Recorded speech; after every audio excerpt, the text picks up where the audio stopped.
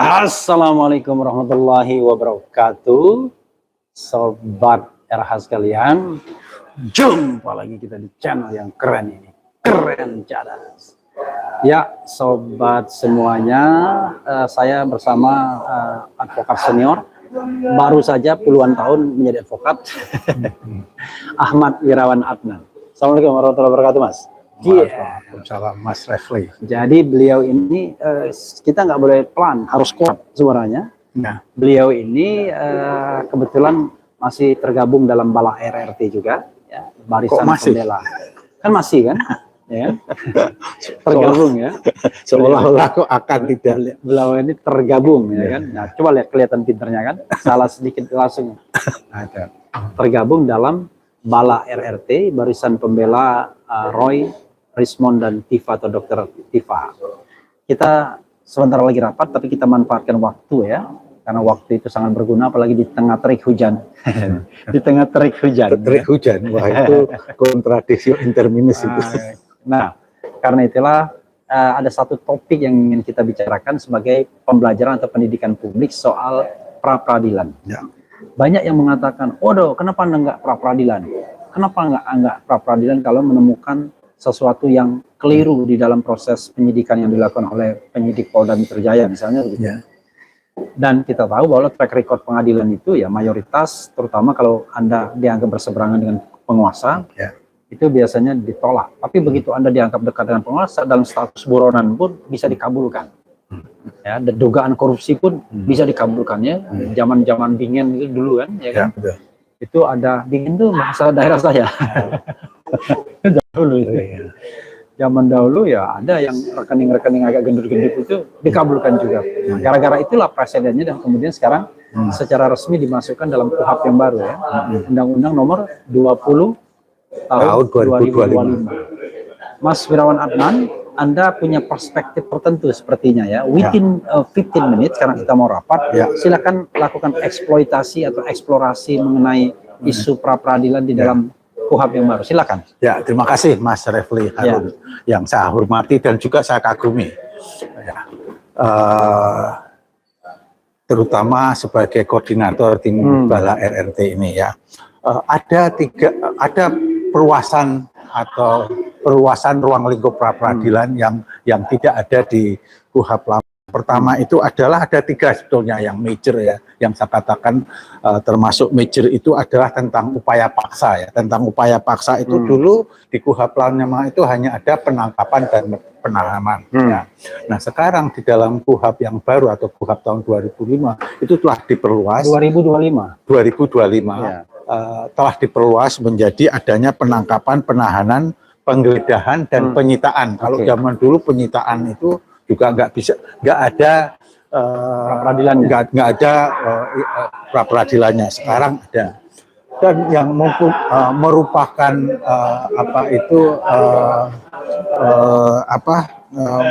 pengaturan secara eksplisit sekarang itu adanya yang dulunya tidak diatur itu adalah status tersangka yang sekarang secara eksplisit boleh menjadi objek perluasan peradilan yang merupakan hal yang signifikan ya. Sekarang ini bisa objek tersangka itu di pra-peradilankan. Jadi itu adalah yang kedua, yang dulunya hanya ada di presiden dan kemudian menjadi keputusan MK kan. Yang itu memang sudah berlaku umum. Cuman sekarang ini secara eksplisit diatur di dalam KUHP. Jadi itulah yang kita bisa lawan. Dan yang lainnya lagi ya yang merupakan pembaharuan yang signifikan itu adalah perihal waktu. Kalau zaman dulu kita berburu dengan waktu, kalau perkaranya sudah dinaikkan, pra-peradilan gugur. Nah sekarang harus menunggu. Kalau ada pra-peradilan, pokok perkara harus menunggu, tidak bisa berlanjut pokok perkaranya, harus menunggu ada keputusan peradilan. Nah, menurut saya ini adalah suatu perluasan objek yang berpihak kepada apa yang disebut due process of law. Kalau dulu itulah kan asasnya itu crime control, ya. KUHP itu hanya dipakai untuk bagaimana penyidik menghukum, ya. bagaimana secara sah menghukum. Sekarang lebih kepada due process, artinya kalau due process itu adalah bahwa bagaimana orang tidak bersalah tidak dihukum. Nah, sehingga yang masuk ke peradilan itu adalah yang sudah 99% bersalah. Sekarang ini ada kontrolnya. Ada kontrolnya melalui pra peradilan itu. Makanya dikenal asas di dalam KUHP yang baru itu adanya peningkatan yang signifikan terhadap apa yang disebut judicial scrutiny. Artinya semua tindakan-tindakan pro justisia di bawah pengadilan itu di bawah pengawasannya pengadilan. Semua harus izin. Pra peradilan bisa mempermasalahkan substansi ya? Jadi substansi bisa. Substansinya apa? Kalau ada pasal. Substansinya apa? Kalau ada pasal-pasal yang sengaja ditempelkan yang kita anggap sebagai overcharge ya. Apa itu di dalam KUHP itu dikatakan harus proporsional. Apabila ini adalah pasal-pasalnya pasal-pasal pendapat atau defamation gitu ya, pasal-pasal ujaran kebencian itu ya tidak boleh ditempelkan hal-hal yang tidak proporsional dengan perbuatan, dengan aktusnya ya, dengan perbuatan yang menjadi faktanya. Jadi sekarang ini lebih kepada di luar beyond hanya administratif pemeriksaan. Meskipun kita tidak mempunyai bukti suratnya, apabila faktanya kita bisa membuktikan ada misalnya pencekalan. Pencekalan kan tindakan sebetulnya merupakan tindakan intelligence kan. Kita nggak tahu kalau dicekal atau tidak. Tapi nanti kita menemu faktanya apabila kita keluar negeri, gitu kan? Gitu. Baru ketahuan kalau kita tuh dicegah untuk keluar negeri. Nah, kayak gitu itu kita bisa mengajukan pra peradilan, gitu. Nah, sehubungan dengan itu, saya kira BAL RT itu saya selalu berpendapat kita perlu bukan ansih kepentingannya para klien ya dalam hal ini RRT ya. Cuman saya juga perlu melakukan apa yang kami sebut sebagai investasi hukum, bahwa perlu sejak dini itu diciptakan presiden bahwa overcharge itu adalah upaya kriminalisasi, gitu. Bukan upaya penegakan hukum dan bertentangan dengan maksud daripada diterbitnya KUHP sebagai mempunyai asas due process ya. Bukan hanya crime control. Kalau yang KUHP yang lama itu kan crime control, bagaimana menghukum seseorang ya. Jadi asasnya lebih kepada presumption of guilt ya. Kalau zaman dulu presumption of guilt, buktinya presumption of guilt itu adalah bahwa nama-nama tersangka itu dengan bebas didiseminasi, dipublikasi ya gitu. Kalau sekarang itu lebih merupakan substansinya pada due process gitu, Mas Refli.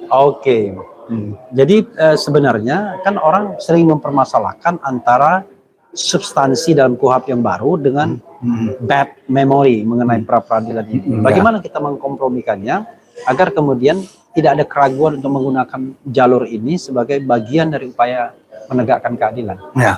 Nah, ya itu ya harus sekarang ini kita harus jadi pionir itu ya. Saya lihat bahwa ada kawan-kawan ini agak reluctant untuk memulai ya karena belum ada statistiknya atau statistiknya rendah lah menurut kata-kata Mas Refli sebelumnya bahwa yang dimenangkan itu adalah yang punya link dengan kekuasaan dan sebagainya. Itu proven ya. Ya itu proven. Tetapi 2025 ini atau penggunaan ini kan belum ada statistiknya. Undang-Undang 20 2025 ini belum ada statistiknya kan. Nah, jadi belum ada presidennya lah. Belum ada presidennya. Nah, siapa tahu ini adalah yang pertama. Dan juga ada isu lagi ini nih yang.